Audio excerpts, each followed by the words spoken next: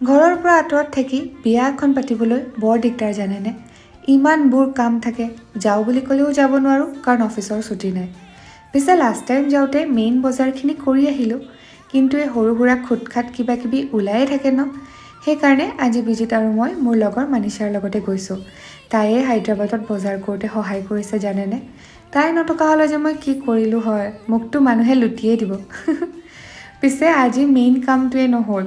আমি গৈছিলোঁ ব্লাউজ পিচবোৰ চিলাবলৈ দিবলৈ, কিন্তু চাওকচোন লাকটো ইমান বেয়া, আজিহে দোকানবোৰ বন্ধ, মানে টেইলাৰিঙৰ চব দোকানেই বন্ধ। উপায় নথকাত এতিয়া সৰু সুৰা বজাৰবোৰ কৰিলোঁ, অলপ চাৰমিনাৰ ফুৰিলোঁ, চাট তাত খাই ঘৰলৈ বুলি উভতিলোঁ। ৰ'ব আপোনালোকক দেখাই আছে পিছে কি কিনিলোঁ।